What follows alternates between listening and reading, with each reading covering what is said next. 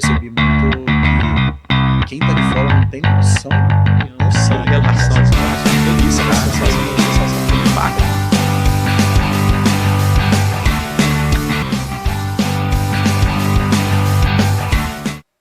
Olá, você que está chegando aí para nos acompanhar pelo Spotify ou pelo YouTube. Aqui é o Podcast Fora da Curva, o podcast do Engenheiros Fora da Curva. E hoje a gente tem um episódio incrível para falar sobre prevenção de desastres, atuação da engenharia e também a atuação de um parlamentar nessa área.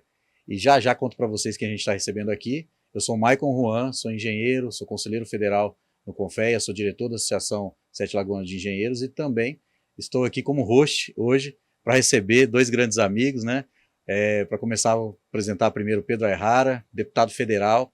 Pedro é bombeiro militar, está como deputado federal agora, é formado em Direito, mestre também em Direito pela UFMG, tem diversas especializações e uma delas foi no Japão, em Prevenção de Desastre e Gestão do Risco. É isso mesmo, né? Se não for, depois você me corrige, você confirma. E está aqui hoje para falar um pouco da atuação dele, tanto nessa área quanto bombeiro, nessa área de prevenção de desastres, defesa civil e também na sua atuação como parlamentar voltado para essa área de prevenção de desastres. O outro convidado nosso é o Armando. O Armando está aqui, ele é coordenador da Defesa Civil de Nova Lima, é engenheiro civil e também de segurança, tem especialização em engenharia de estruturas e gestão pública. E atualmente nessa função de coordenador ele está atuando em Nova Lima, atuando na gestão de risco e na implementação de políticas públicas voltada à prevenção de desastres. É também inspetor do CREA e participa do grupo, né, de trabalho de engenharia e prevenção de riscos geológicos e hidrológicos, visando a proteção do cidadão. Muito obrigado a vocês dois. Sei que essa época, dezembro, é uma época difícil de poder tratar desse assunto, conseguir gente para tratar, mas a gente conseguiu um milagre aí de conseguir os dois melhores que a gente tem nessa área para poder estar tratando desse assunto. Então, muito obrigado, Pedro, muito obrigado, Armando, e eu já vou passar a bola para o Pedro aí para ele poder falar um pouco do trabalho, se apresentar, falar do que está sendo feito aí também.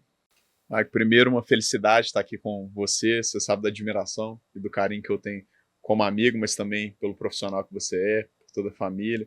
Também fico muito feliz de estar aqui ao lado do Armando aqui também, que é uma pessoa que é uma referência para todos nós também na área de proteção e defesa civil.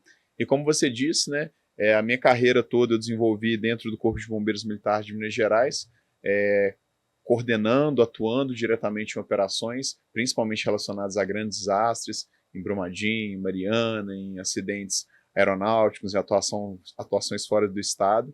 E agora estou lá no parlamento, lutando também por essa bandeira de desastres. Então, a gente legislando, a gente sabe que quando a gente fala de política pública relacionada a desastre, a proteção e defesa civil, falta muito orçamento, falta continuidade nas políticas públicas, e o nosso grande desafio é justamente levar essa indignação que muitas vezes a gente tem, que eu tinha, que tem até hoje, para a gente poder fazer transformações no campo legislativo, conseguir proteger e principalmente salvar mais vidas. Não, muito bacana você está falando, e você terminou falando a palavra certa, né? Salvar mais vidas, que eu acho que é o intuito de todos os profissionais que atuam na área de prevenção, na área de defesa civil, na área de engenharia também, né?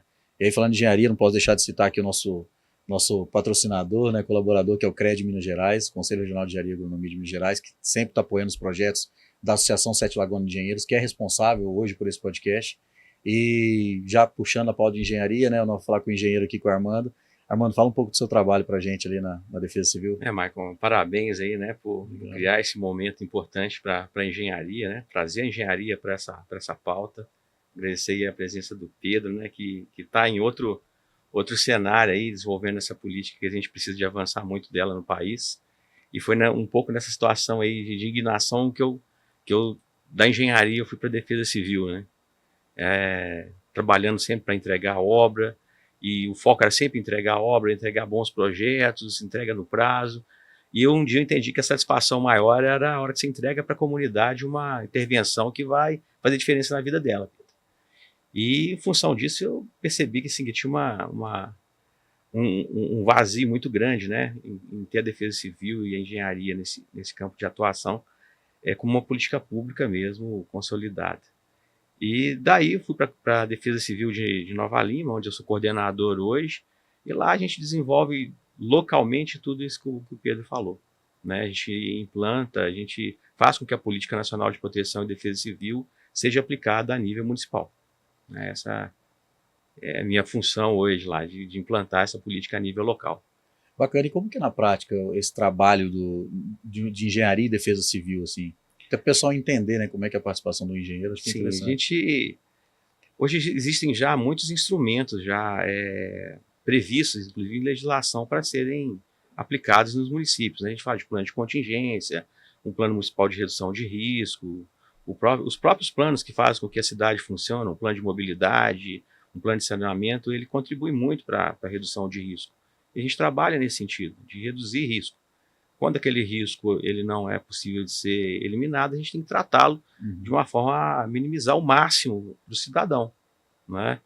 E o engenheiro, né, nesse papel, ele tem tudo a ver com o que a cidade precisa nesse sentido.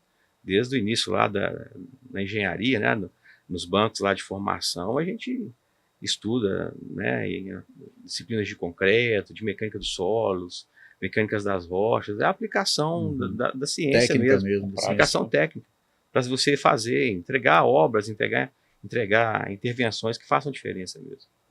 Eu, assim, nessa questão de engenharia e defesa civil, eu fiz uma pós-graduação em defesa civil, concluí esse ano. E foi muito para entender, porque na vivência ali no gabinete, trabalhando com o Pedro, eu percebi, e também dentro do Conselho de Engenharia, vendo essa aproximação do Conselho com a Defesa Civil Estadual, com as defesas civis municipais, eu percebi muito que quem está de fora não tem noção do tanto de detalhe que tem dentro dessa área de defesa civil. É muita coisa, eu só percebi isso quando eu fiz a minha pós-graduação. Porque estando no gabinete, a gente participa das ações, igual nós tivemos juntos no Rio Grande do Sul, né? Quando você foi fazer aquela ação de levar aquele carro anfíbio lá, inclusive parabéns por essa iniciativa. Obrigado. Articulou toda a FAB para poder estar levando. Ficou lá durante uma semana, depois foi de novo, quase 2 semanas que você ficou lá ajudando as pessoas naquele desastre no Rio Grande do Sul. Usando a experiência, né, que você já teve aqui em Brumadinho, em Mariana, em outras coisas. E lá eu percebi a atuação mesmo, mão na massa mesmo. Mas depois do desastre, né? E ali dentro do gabinete eu via que sempre essa cultura que você falava de prevenção e tal, e vendo na engenharia também o quanto que os engenheiros foram importantes lá também no Rio Grande do Sul, o próprio CREA mandou equipes daqui, quando acontece aqui também em Minas Gerais, mas eu, assim, os nuances, os detalhes, eu fui entender quando eu fiz a pós-graduação, porque é muito detalhe que tem envolvido ali. Tem questão de voluntariado, tem questão de mobilização de pessoas, quando acontece um desastre, para prevenção do desastre tem análise geológica, tem a questão que vocês vão acabar falando aqui mais específico, porque assim, eu sou um aluno, né? Eu formei, mas eu não tenho conhecimento prático da área, não. Então, é até bom a gente estar fazendo isso para esclarecer um pouco para as pessoas que assim, não é um trabalho onde qualquer um pode chegar e se tornar um agente de defesa civil. É necessário uma preparação, porque você está mexendo com vidas, né? E aí uma pergunta que eu tenho para o Pedro, o que você acha que é o maior gargalo nesse sentido de prevenção de desastres no Brasil? É político, cultural ou é técnico? Eu acho que é um pouco dos três. Quando a gente fala, Maicon, do cenário, por exemplo, de Minas Gerais, nós temos 853 municípios em Minas Gerais. Nos últimos anos, nós tivemos aproximadamente ali 790 decretações. Ou seja, mais de 90% dos nossos municípios, eles passam por uma situação dessa. E, obviamente, passam porque a gente está num estado que tem dimensões, né? Nosso estado, geograficamente, é maior do que vários países da Europa, né? Nosso estado é maior do que a França, em termos de área. Então, a gente lida com realidades bastante intensas em termos de riscos, de eventos adversos. Seja os eventos adversos relacionados à chuva, na região mais central, os eventos adversos relacionados à seca, mais no norte do nosso estado. Mas quando a gente vai para pensar como que a gente pode prevenir ou mitigar isso, a gente precisa, sim, dessa lógica de uma formação técnica qualificada, e basta a gente pensar que a gente tem municípios hoje em Minas Gerais, que são poucos, graças a um trabalho principalmente da Coordenadoria Estadual de Defesa Civil, mas há ainda municípios que sequer possuem defesa civil municipal constituída. Então, em 2025, a gente pensar que ainda existem locais que sequer têm um órgão, e quando a gente pensa na quantidade de cidades que tem o órgão, mas tem às vezes o órgão que é uma pessoa, né? Que é, na verdade, não um órgão, né? Aquela completamente personalizada. E muitas vezes essas pessoas elas estão ali, né, sem cumprir alguns requisitos técnicos, a gente pensa num gargalo muito grande. Eu tenho projetos de lei no Congresso Nacional para a gente restringir, para a gente colocar o exercício dos cargos relacionados à defesa civil, sobretudo de coordenador, a distritos ao cumprimento de alguns requisitos técnicos, porque é uma pessoa que ela precisa conhecer a legislação federal, que ela precisa fazer, saber fazer a solicitação de recursos quando acontece uma situação de calamidade, ela precisa saber operar o S2ID, que é o sistema onde a gente faz basicamente a tramitação dessas propostas, e a gente vê que no momento de desastre, muitas pessoas acabam tendo danos, sofrendo danos muito maiores, sejam danos físicos, sejam prejuízos econômicos, às vezes pela inépcia daquelas pessoas que deveriam dominar isso. Uhum. No Rio Grande do Sul, eu tive a oportunidade, né, de estar lá durante um bom tempo, você estava lá comigo, a gente verificou cidades, municípios, localidades que não receberam recurso porque elas não tinham estabelecido a defesa civil municipal pelo trâmite legal, burocrático que é necessário. Uhum. Porque quando a gente vai instituir um órgão, a gente precisa de algumas, né, burocracias que precisam passar pela Câmara, pela Prefeitura, etc. Isso não tinha sido cumprido. Então, primeiro a gente tem essa questão técnica que ela é fundamental. Recentemente eu tive a oportunidade de patrocinar um dos primeiros mestrados ofertados exclusivamente aqui para Minas Gerais em proteção e defesa civil, em parceria com a Universidade Federal Fluminense. Então a gente escolhe investir nisso porque a gente sabe que a gente precisa de uma mão de obra cada vez mais qualificada para ajudar a gente a pensar o desastre.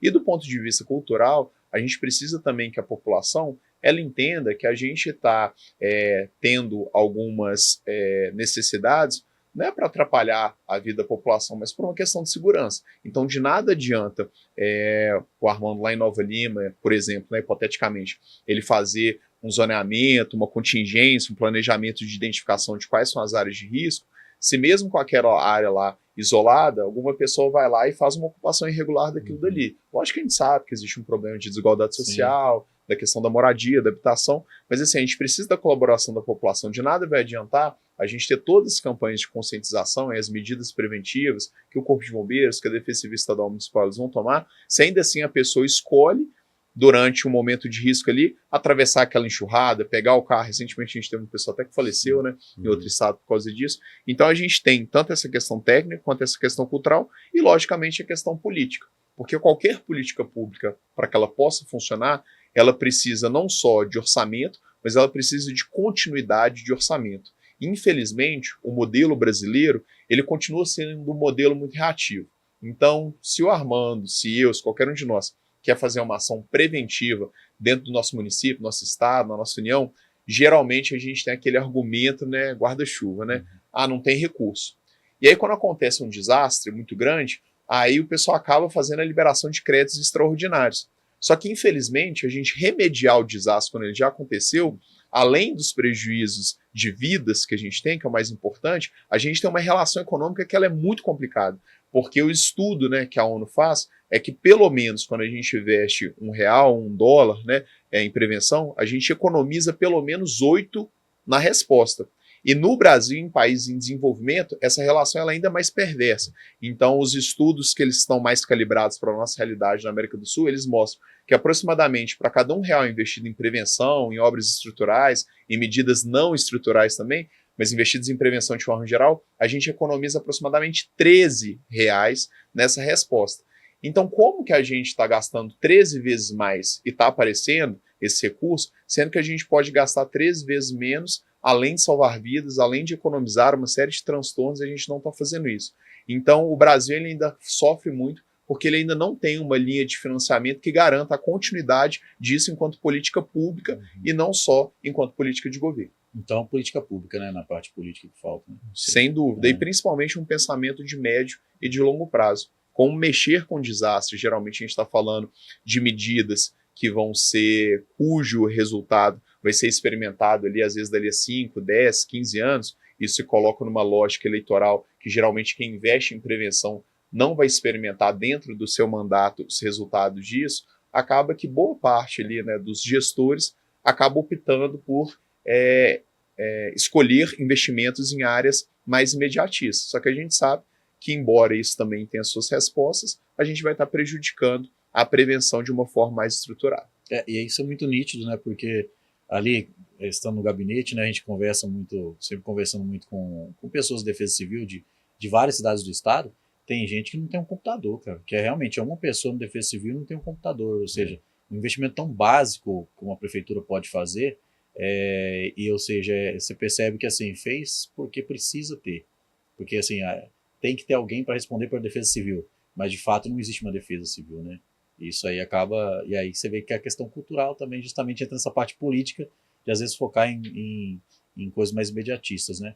Eu acho que uma coisa que, assim, que até o Armando, acho que ele pode me complementar, que é uma coisa que tem muito a ver com isso, a gente hoje tem um problema muito grande nas defesas civis, sobretudo nas defesas civis municipais, como a gente tem uma realidade muito distinta conforme o tamanho, o nível de recurso do município, é que falta muitas vezes projetos que estejam em boas condições para que a gente consiga acessar essas linhas de financiamento.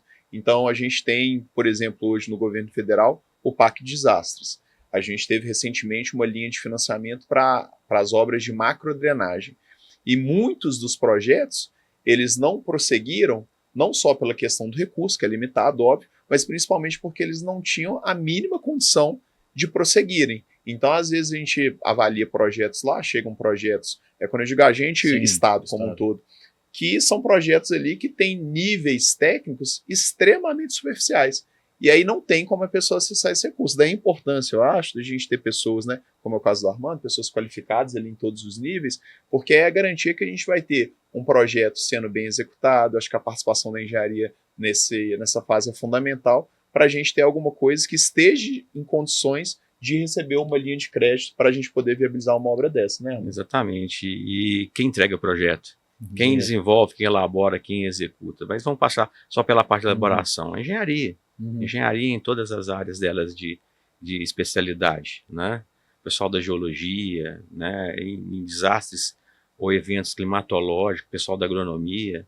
Então, esse momento que a gente está vivendo de trazer para o profissional de engenharia essa questão, né, que ele tem a ver com o desastre, é muito importante. Ele vai ver que profissionalmente ele não é só a empresa, ele mora em algum lugar. Às vezes o engenheiro não sabe nem se ele está na área de risco.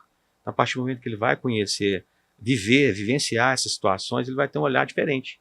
Então, quando eu elaborar um projeto, isso aconteceu comigo, né, de a gente ter um evento, a gente ter que preparar, assim, em curtíssimo prazo, um projeto para ser entregue, para ser executado, com verba federal que exige um nível de detalhamento, de prestação de conta que é o correto, né? A gente tem que prestar conta pelo dinheiro público, né? E se você não estiver preparado para isso, você não conhecer as ferramentas que já existem, né, de orçamento e de solução, você não entrega isso, você não consegue entregar. Então é fundamental para o profissional de engenharia que vai se envolver nesse tipo de trabalho, né, seja como voluntário, seja como um analista dentro de uma defesa civil, que a gente está vendo a evolução nisso mesmo, né? A Defesa Civil Estadual, ela lançou aí, entregou, né, na verdade, o plano estadual para enfrentamento do período chuvoso e fizeram um diagnóstico. Nós temos, das defesas civis respondentes no estado, vamos colocar aí que 90% delas responderam, né, a esse questionário, 70% tem engenheiro civil dentro da sua grade de profissional. 70 e poucos por cento. Só que, por exemplo, geólogo, em 5%. Né? Meteorologista, 2%. São profissionais que estão no sistema. Mas o fundamental não é só ter o profissional, é o profissional estar qualificado para poder entender como o sistema funciona. Eu fui buscar lá o mestrado também lá na Federal Fluminense, não nessa turma, sou de uma turma anterior, já como outros engenheiros que foram para lá também. E é muito importante você ter como buscar o conhecimento especializado mesmo, né, para você entender como funciona o sistema no caso de desastre. Você precisa de agilidade, você precisa de cobrir diversas áreas. Né? Armando, e assim, uma coisa muito importante que você tocou, vou até depois mandar esse corte para a professora Sandra Regina, que é reitora da FMG, é a gente também entender a faculdade, as instituições de pesquisa, o próprio CREA, CONFER, como responsáveis também por esse tipo de estímulo, porque é fundamental que a gente tenha, né, os órgãos de representatividade de classe, os conselhos profissionais, a universidade, a academia, que respondam a essa demanda. Eu digo isso pelo seguinte, porque eu estou desde o início do mandato, numa articulação muito próxima com a professora Sandra Regina, que hoje é reitora da FMG, para que a gente possa ter uma linha de pesquisa estrito sensu, de mestrado e de doutorado, voltada para essa parte de desastres. Basta a gente pensar que nós estamos no estado que tem a maior quantidade de desastres, nós somos o estado que já passou por desastres extremamente simbólicos, né, do ponto de vista da intensidade da violência, como Brumadinho, como Mariana, como tantos outros, e ainda assim a gente ainda não tem uma linha de pesquisa estrito sensu para isso. Então, a partir do momento que a gente consegue fazer essa ponte entre as diversas áreas da sociedade civil, as diversas áreas de conhecimento, a gente favorece muito essa integração e essa atuação de uma forma coordenada. Recentemente eu fiz um investimento que eu fiquei muito feliz, que foi lá no Geodesa, que é um laboratório geotécnico da UFMG. E qual que é a importância da gente fazer um investimento como esse? É a gente ter a capacidade de ter os nossos pesquisadores, e aí envolve engenheiros, envolve geógrafos, envolve geólogos e tantas outras áreas, produzindo conhecimento que ele não vai ficar ali ensimesmado, né? Ele não vai morrer, ele não vai ser sondado, ele vira informação a partir do momento que a gente dá uma utilidade prática para isso. Então a gente pega esses dados e vão ser dados que vão te apoiar lá na Defesa Civil de Nova Lima, vão ser dados que vão apoiar o Corpo de Bombeiros. E o que eu gostaria também de deixar como mensagem, Mike, eu acho que é interessante, é que existe também um mercado de trabalho muito grande para os engenheiros que estão nos acompanhando, pessoas que estão formando, porque a gente chega nas prefeituras, e não só na área de proteção e defesa civil, e a gente vê que um dos principais gargalos é que falta gente para poder, né, tocar projeto, fazer projeto, fiscalizar a obra. Então, geralmente, o maior gargalo das prefeituras, principalmente em relação aos recursos federais, é que não consegue, às vezes, ter perna para isso. E quando eu vou, né, conversar com os estudantes de engenharia, eu vejo que boa parte deles sequer sabe que existe também essa área, que é a área ali da engenharia pública, né, digamos assim, que eles podem atuar e podem ter resultados muito interessantes também. A gente até gravou um podcast para tratar desse assunto, gravou na semana passada com o Adriano, que foi secretário de obras de Boa Esperança. Hoje ele atua num consórcio de municípios. E na semana passada também eu mediei um painel com o BDMG. E aí o BDMG apresentando as linhas de financiamento, 100% das linhas de financiamento exigem projeto de engenharia. Aí tinha um lá, aí um cara falou, não é 100% porque tem equipamentos. Mas sem engenheiro não tem equipamento. Então, até para utilizar equipamentos, né, tem que ter os engenheiros. E aí, e esse painel era o BDMG, era o presidente da concessão da PPP aqui de Belo Horizonte, de iluminação pública, e alguns prefeitos. E aí os prefeitos falaram, realmente, isso é um grande gargalo que a gente tem. E aí, por dois motivos, a gente chegou num diagnóstico assim. Primeiro, as prefeituras não conseguem valorizar o engenheiro como deveria. Então não se torna um campo atrativo. Segundo, os engenheiros conseguem atuar daí através de uma empresa terceirizada, que vai por licitação e tal. E aí tem algumas empresas que dominam o mercado. Então, para quem quer entrar nesse mercado, tem que entender que assim, engenharia não é só o salário ali. A gente tem que entender também que é proteção à vida, que é a melhoria da qualidade de vida das pessoas, e se colocar à disposição para estar participando desses espaços, né? É só o engenheiro lembrar do juramento que ele fez na formatura. Exatamente. E até também a gente entender que a responsabilidade, né, do engenheiro, das áreas correlatas, ela também reside na parte de pensar soluções disruptivas, né? Exatamente. Porque tem muita coisa relacionada a desastre que não necessariamente é uma coisa assim que está intimamente ligada à questão do recurso financeiro, das questões orçamentárias, mas muitas vezes é do modo de pensar que vai ali, né?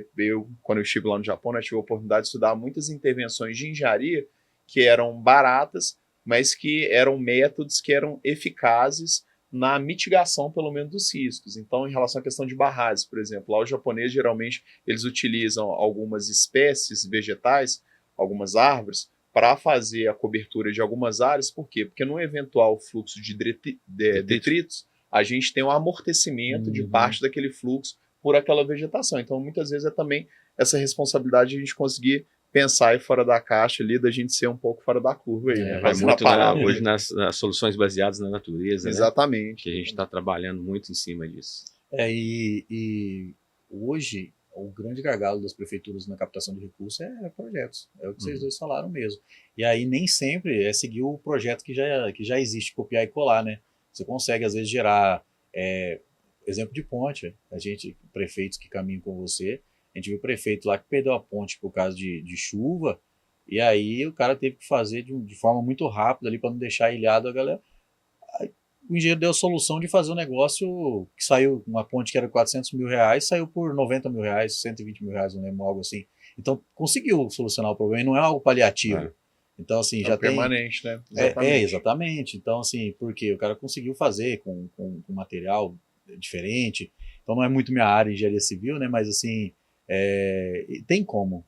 E a gente vê muitas das vezes quando empresas vão fazer uma ação de recuperação após um desastre, o custo que a empresa faz é muito menor do que o custo, às vezes, que o público. Aí é outra discussão, mas, assim, existem possibilidade de criar novas soluções e a gente sair da mesmice. E aí que alguns engenheiros se diferenciam, né? Se tornam fora da curva, de fato. Até né? responsabilidade técnica também, né, gente? Porque quando a gente pensa em situações ali como o que a gente teve aqui em Minas Gerais, de Brumadinho, de Mariana, a gente também teve irregularidades sendo cometidas ali, problemas ali na condução técnica do ponto de vista ali dos trabalhos que eram feitos, e lembrar que todos nós também, né, enquanto profissionais que somos, nós temos a responsabilidade técnica e moral sobre aquilo dali, e ética também.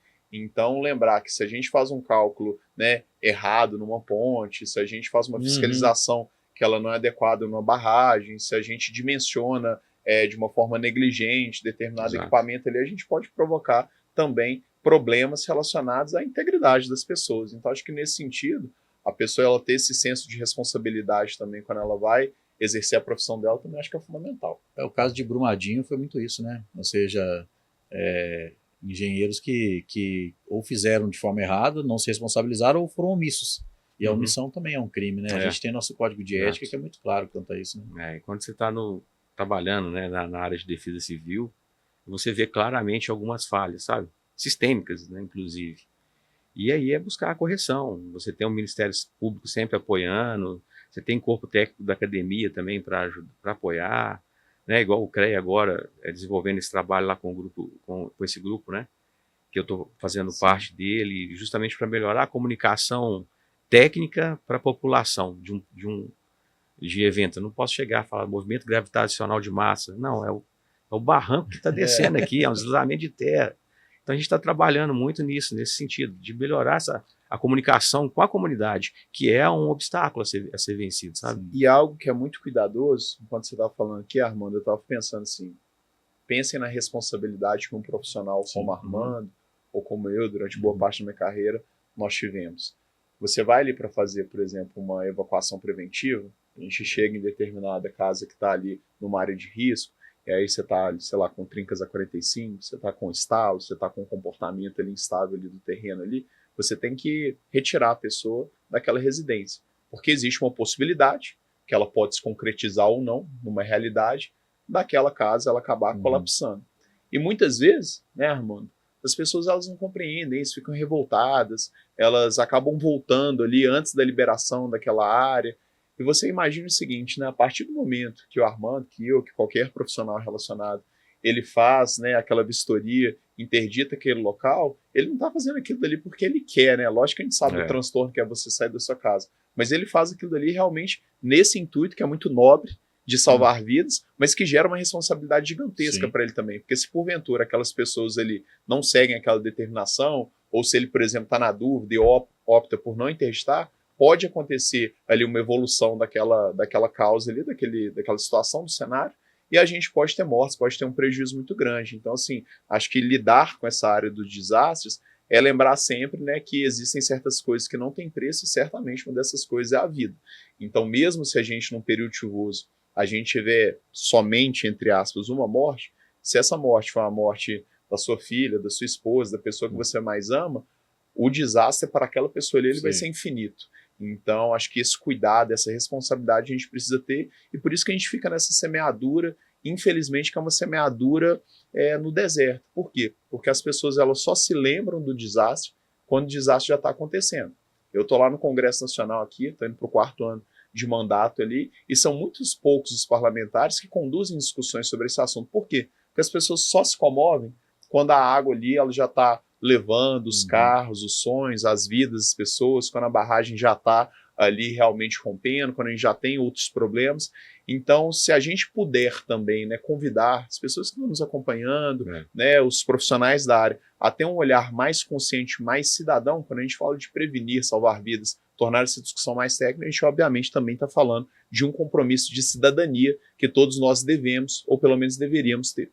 Sim, e muito boa essa fala sua, porque é algo que precisa ser falado para as pessoas da questão que não é só um trabalho técnico, ou seja, é uma responsabilidade com a vida mesmo, né? E aí, Pedro, As pessoas que te conhecem sabem que você foi porta-voz do Corpo de Bombeiros Militar de Minas Gerais, mas nem todo mundo sabe de todo o trabalho que você fez, sabe? Te conheceu como porta-voz, né? Principalmente durante a tragédia ali, a tragédia crime, né, de Brumadinho. Mas conta pra gente aí alguma história que você viu assim, ou que a prevenção ela mitigou um dano maior, ou por não ter prevenção, às vezes você já citou alguns casos também ali de Brumadinho, da questão da responsabilidade técnica, que causou um dano muito grande, assim, alguma história sua interessante nesse meio. Por que eu estou te pedindo isso? Porque as pessoas que sempre assistem, elas gostam muito das histórias. Eu também vou te perguntar, vou querer saber de você também, porque no seu caso específico, atuando como bombeiro militar, as pessoas te conheceram como porta-voz, como estava falando, mas nem todos sabem que você atuou na lama, que você estava no meio de enchente. Eu lembro que eu vi um vídeo seu no Fantástico, atuando ali em Raposos, para salvar um cachorro nadando no meio dos fios elétricos ali. Eu vi no Rio Grande do Sul, você, cara, no meio de um lixo, daquela enchente, cara, foi o trem mais nojento que eu vi na minha vida. Você estava lá no meio ali, resgatando animais também, resgatando gente. E aí as pessoas conhecidas como porta-voz muito não sabem dessa atuação sua na lama, no barro, dentro da água na enchente, salvando vida em tudo que é lugar, na mata. E aí conta para nós uma história que você tem aí, tipo assim, de que talvez por falta de prevenção até, você teve que arriscar sua própria vida para salvar alguém. Lógico que era seu trabalho, mas você estava ali cumprindo seu trabalho, mas isso só aconteceu porque alguém não fez o trabalho de prevenção que deveria ser feito. Olha, uma história que me marcou muito, das várias histórias, né, que a gente poderia recordar aqui, foi um período chuvoso que a gente teve aqui em Belo Horizonte. Eu não vou me recordar o ano exatamente, talvez tenha sido 17 ou 18. E a gente teve um alagamento, como a gente costuma ter, porque aquela área é uma área complicada em termos de relevo, de fluxo de águas, ali na região da Vilarinho, de Venda Nova. E ali na antiga 12 de outubro, quem é da região vai saber onde que eu estou falando, a gente teve um alagamento muito significativo.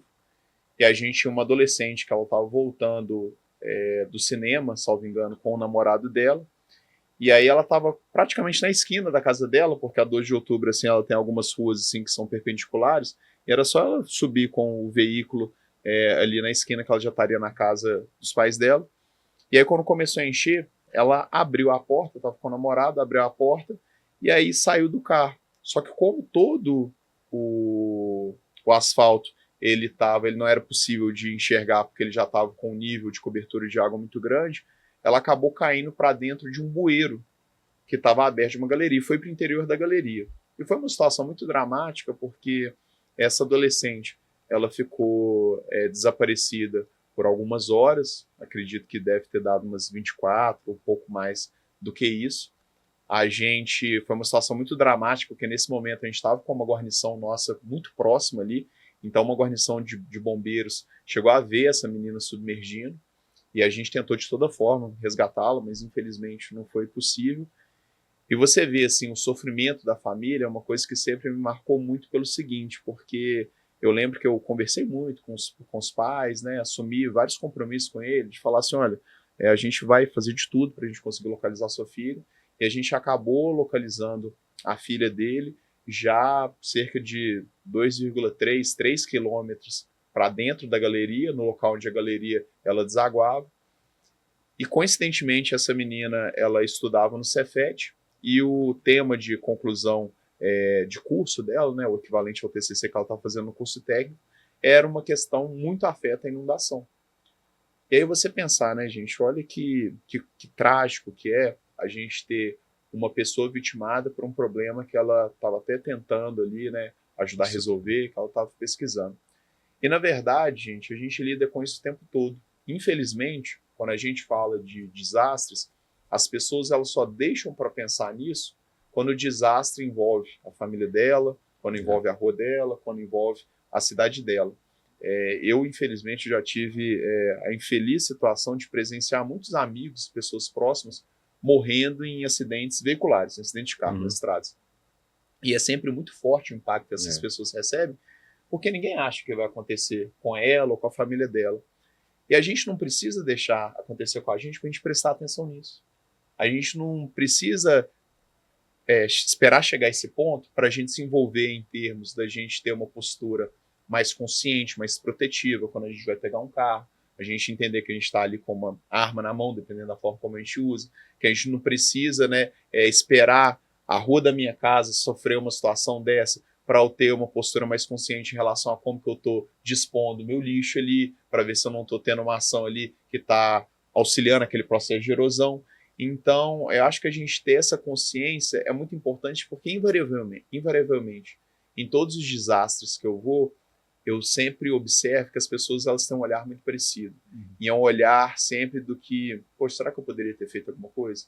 Poxa, será se eu tivesse um cuidado maior com isso, se eu tivesse pensado, se eu tivesse esperado, se eu tivesse acionado determinado órgão, se eu tivesse protegido melhor a minha família, a minha vizinhança, meus parentes, eu poderia estar aqui com aquela pessoa que eu amo ainda viva. Então, assim, acho que a gente pode aprender com os nossos erros, né? E aí são as pessoas burras, né? Ou então a gente pode aprender com os erros dos outros. E aí são as pessoas um pouco mais inteligentes. E que a gente possa aprender com esses erros que são cometidos e entender também que para a gente resolver esse problema, a gente precisa fazer parte da solução. Então, organizar a nossa comunidade, cobrar, né, dos nossos políticos, ter um pensamento um pouco mais amadurecido quando a gente vai escolher os nossos representantes em todos os níveis. Acho que isso é um processo de maturidade que, quando eu penso nessas histórias, eu penso que é muito revoltante, e aí finalizo, a gente banalizar o absurdo. Eu vejo que aqui no Brasil, em todos os períodos chuvosos, por exemplo, a gente tem 30, 40, 50, 100 mortes, e as pessoas elas acham normal e colocam a culpa nisso. Ah, não, é porque a chuva foi muito forte, é porque o ciclone foi um ciclone muito intenso, e não existe nada disso, gente. Existe tragédia quando as nossas comunidades elas não estão preparadas, quando elas não são resilientes o suficientes devido à nossa negligência. Então, que a gente possa entender a gestão do risco não como atividade de fé, que é o que geralmente a gente faz, que é falar assim, ah, não, se Deus quiser não vai acontecer nada, então a gente não precisa se preparar. É falar o seguinte, olha, se Deus quiser não vai acontecer nada, mas caso aconteça, a gente precisa estar preparado, a gente precisa proteger a nossa população e a gente precisa entender que isso tem que ser uma obrigação moral para que a gente não normalize, para que a gente não banalize tantas mortes, que é o que infelizmente tem acontecido no nosso estado e em todo o Brasil. Uma ótima mensagem. E nesse caso específico também que você contou de enchente, é falta de engenharia, né? Ou seja, uma solução de engenharia. É a solução, né? Ou seja, na área mais natural, mais ambiental, ou seja, na área de infraestrutura mesmo, né? E aí, mais uma vez, a engenharia está inserida na prevenção, né? Sempre. Conta a história para nós aí também. Só voltando um pouco aqui, da última fala que a gente teve, eu entrevistei um geólogo, um processo seletivo simplificado que a gente está fazendo para a Defesa Civil, na última sexta-feira. Uma das perguntas que eu fiz para ele, eu coloquei uma situação, você geólogo, chegando no imóvel e tendo que falar para a família que ela vai ter que sair da casa dela. Aí, você consegue internalizar isso? Perguntei para o profissional. Aí ficou aquele silêncio assim no ar, assim, porque essa é a nossa atividade. A gente tem que ter a responsabilidade, a consciência, a responsabilidade e a humanidade para poder levar isso para uma pessoa. Você não vai tirar uma pessoa, você vai tirar um pai, uma mãe, um filho, Sim. uma história, né? Você está tirando, às vezes, a pessoa que mora 50 anos num lugar. E em relação a desastres, todo desastre, ele impacta e ele ensina a gente alguma coisa, né? Ele sempre vai ensinar alguma coisa e a gente tem que aprender, né, com isso. Que o mais, assim, posso falar que teve um impacto muito forte foi em Petrópolis em 2022. Né? Eu falo uma oportunidade, né? Para quem é área de desastre, a gente trata dessa forma, mas é difícil, né, falar dessa forma. Mas eu participei de algumas ações lá, mas na área de posto de comando, né, nesse desastre de 2022. Nova Lima tinha passado por uma inundação em Honório Bicalho, em janeiro. Na mesma época dessa inundação, teve o galgamento de Quilisa, né, ali na 040, da Valorec. Eu fui para esse posto de comando, enquanto a outra equipe da Defesa Civil foi para a inundação de Bicalho. Passado isso, pouco tempo, meses depois, não lembro se foi fevereiro ou março, ocorreu o desastre em Petrópolis. Eu fazia parte do grupo de pesquisa em desastre lá da UFF. Aí o coronel que é pesquisador lá, coronel Belchior, que é bombeiro, entrou em contato: Momose, você tem condições de seguir para Petrópolis? Eu falei assim, vou conversar com o meu chefe, né? Liguei para João Marcelo, prefeito, Armando, está autorizado. E ali eu segui para Petrópolis. É uma dimensão de desastre, assim, coisa assim, de outro mundo. Uma guerra. Né? Um cenário, assim, um teatro de operações assim, de guerra. E equipes circulando e desobstruindo via, 24 horas trabalhando. E foi assim, uma coisa que marca foi quando eu fui para o campo. A gente ficou no posto de comando, tinha um local para coordenação da crise, que estavam os órgãos a nível de estado e a nível nacional. Tinha a Defesa Civil lá de Petrópolis que gerenciou a crise, né? Fez o gerenciamento da crise. Os outros órgãos eram de apoio. E nós fomos para o campo. E no campo, às vezes conversava com o Coronel Kemper, que era o coordenador na época, o secretário na época. Coronel, e não, essa pessoa da minha equipe não está hoje porque o parente faleceu, porque a casa foi atingida. Aí vamos para a escola. Chegava na escola, os professores que estavam fazendo atendimento na escola, porque tinha dado aula para o pai, para a mãe, estava dando aula para o filho. Então, assim, é uma mistura de coisas que você nem imagina. E, assim, uma coisa que me marcou foi um dia descendo por uma área de busca, mas o Coronel Belchior junto, a equipe estava em outro ponto, e a gente encontrou com um senhor que ele estava camisa, calça, chinelo e uma enxada assim na mão e um capacete amarelo. Assim, mas você está indo para onde? Não, eu estou indo ajudar nas buscas. Mas estou ajudando. Eu perdi minha esposa e minha filha. Ele tinha perdido a esposa e a filha no desastre, no soterramento. Ele tinha mais uma filha, ele estava indo ajudar a fazer mais buscas. Onde que esse cara estava encontrando energia?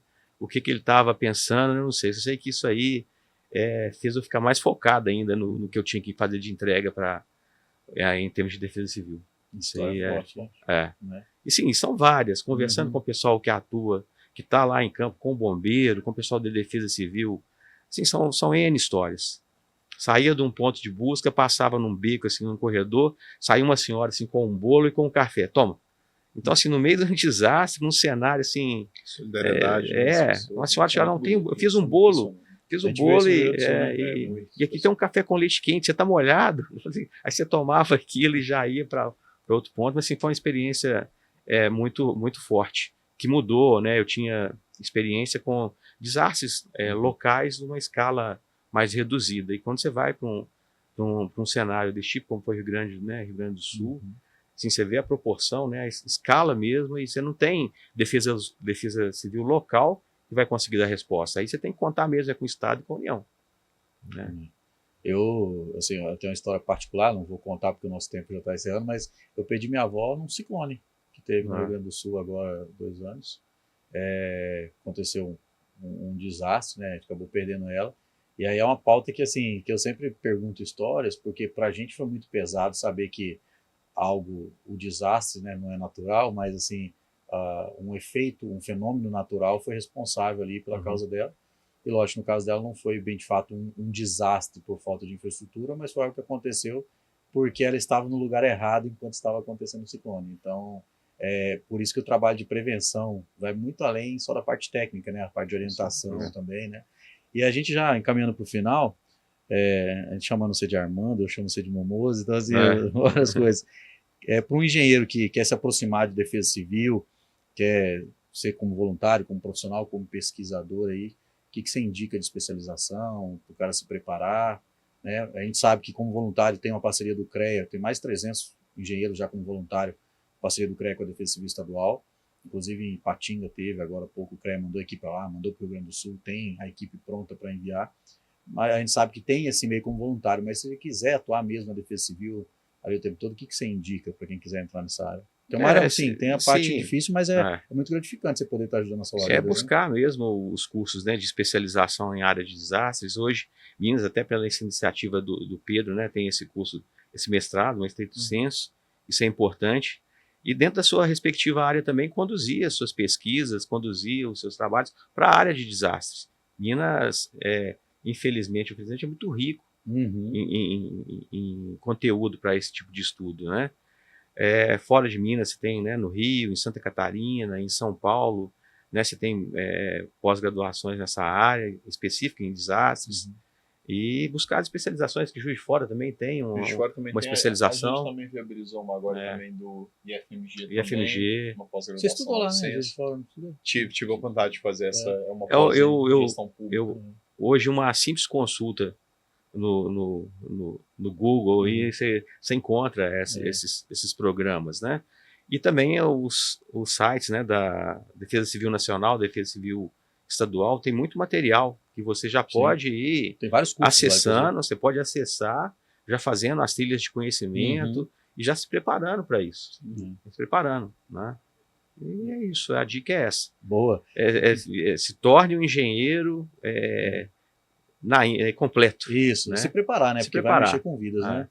E Pedro, já para a gente caminhar no final, cara, qual que é o futuro que você sonha para o Brasil em termos de prevenção do desastre? Se quiser citar também o trabalho da PEC 44, você foi relator. Olha, eu acho que primeiro é um esforço de sensibilização. A gente precisa discutir desastre, precisa discutir resiliência, igual a gente discute saúde, segurança pública, educação e tantos outros temas. A gente está no momento em que o mundo está discutindo essa questão da mudança climática, da resiliência das comunidades, e o Brasil ele tem a condição de ser um protagonista em conduzir esse assunto da forma com a importância que ele merece. Mas isso, obviamente, depende da nossa sensibilidade e da nossa qualificação para poder discutir isso em alto nível. E o que a gente tem feito no Congresso o tempo todo tem sido isso. A PEC 44, né, que ela fala justamente sobre a possibilidade da gente destinar uma parte do nosso orçamento impositivo para aplicação em desastres, ela responde a uma dor que é uma dor bem antiga, porque quando acontece o desastre, a gente não tem muitas vezes tempo suficiente para poder aplicar o recurso às emendas impositivas, de modo que elas cheguem rápido. Então, nesse caso, a gente já deixa um percentual reservado, isso pode parecer um assunto técnico, mas é uma verdadeira revolução, e principalmente a gente dá a condição de ter uma linha, de ter um pedaço do orçamento que fique específico para esse tipo de ação. Então, obviamente, uma política pública de qualquer área, ela necessita de investimento, ela custa dinheiro, e a gente só vai conseguir solucionar essa equação se a gente conseguir colocar lá o fator ali da origem desse dinheiro. Por isso que é importante a gente ter essas travas dentro das nossas normas, obrigando uma parte do investimento ser feita nessa área para a gente resolver esse problema. Então, a mensagem que fica, de fato, é essa. O futuro que eu enxergo para o Brasil em termos de desastres é que a sensação, quando a gente vai, às vezes, pegar um óbito de uma pessoa que morreu num deslizamento, numa enxurrada, numa enchente, num outro tipo de desastre, é uma sensação muito ruim.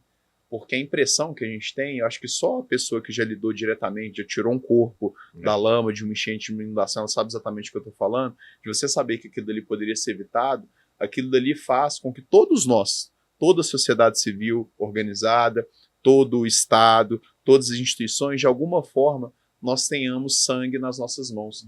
Isso é uma sensação que é uma sensação muito ruim. A gente não pode normalizar o absurdo. Por isso que a gente tem que escolher se indignar, atuar, tentar transformar essas realidades, porque existem algumas questões que não tem como a gente impedir. A gente pode ter uma doença, a gente pode ter um novo vírus, e até que a medicina responda a isso, a gente, infelizmente, vai ter muitas perdas de vidas. Mas quando a gente fala de desastre, em 99,9% dos casos, são mortes que são evitáveis, são sonhos que se encerram, é o prejuízo econômico, é a perda da força de trabalho. Então não dá para a gente continuar achando normal. É necessário a gente escolher lutar contra isso e lutar contra isso todos os dias, não só no período de normalidade, não só quando a enchente já está entrando na sua casa, mas principalmente você escolher reparar e discutir esse assunto também quando a gente está no período de normalidade. Sim, eu vejo muito do trabalho que você fez, foi muito além da PEC 44, né? Projeto de lei para a questão de saúde mental de quem está envolvido em desastre, questão de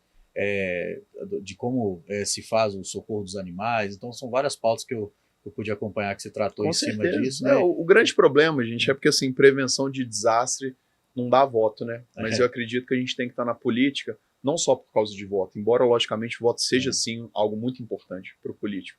Mas a gente tem ali porque a gente tem uma obrigação moral.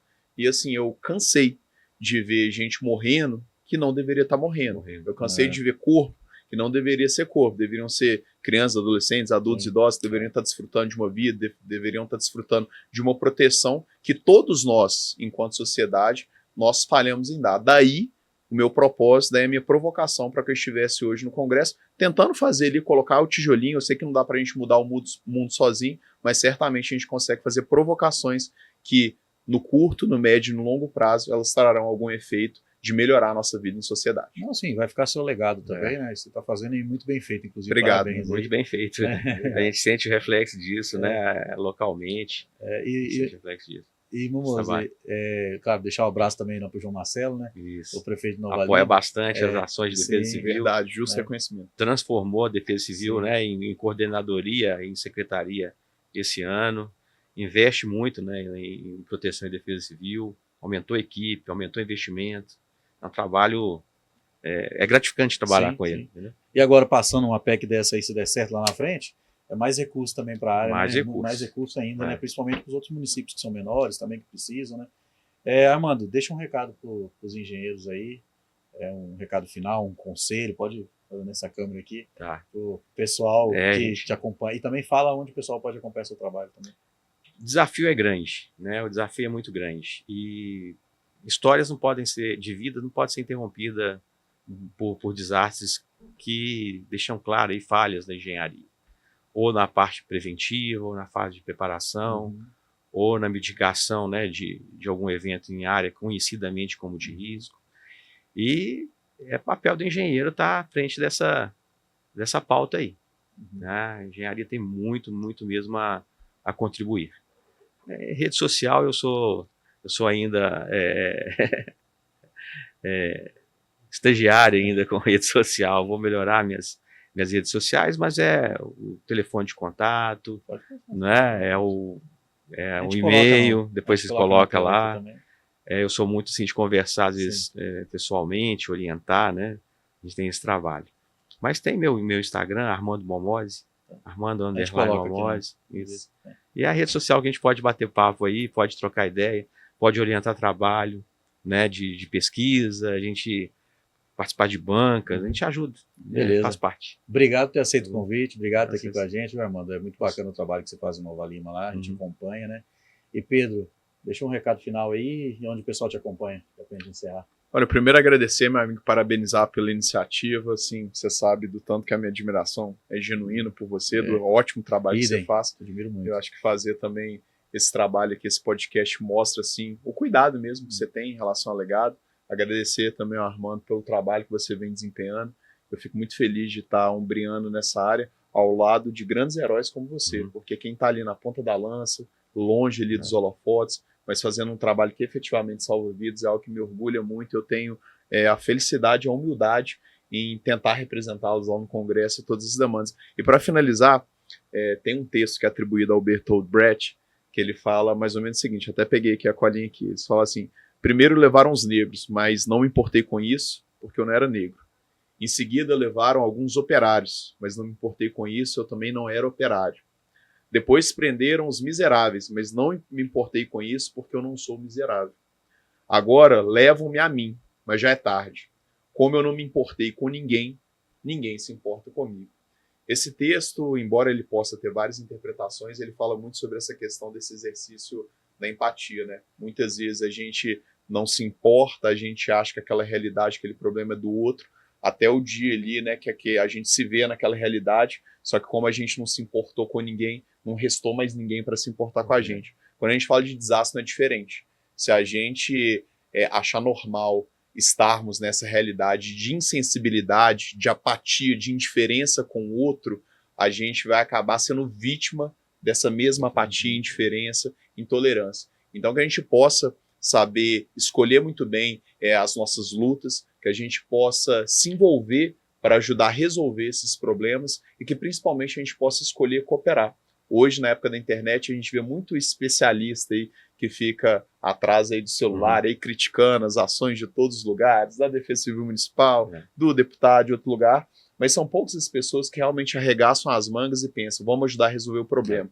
E eu acho que o Brasil ele precisa, sobretudo, de pessoas que escolhem, apesar de todos os problemas que nós temos, e são vários, escolhem se envolver para a gente tentar melhorar a nossa realidade. Eu acho que o mundo, e sobretudo o mundo da proteção e da defesa civil, ele pertence aos corajosos, aos audazes, aos puros de coração, mas principalmente às pessoas que escolhem todos os dias colocar o salvamento de vidas não como uma consequência, mas como um objetivo e como um legado do nosso trabalho. Baita recado para os engenheiros aí que nos acompanham. Né?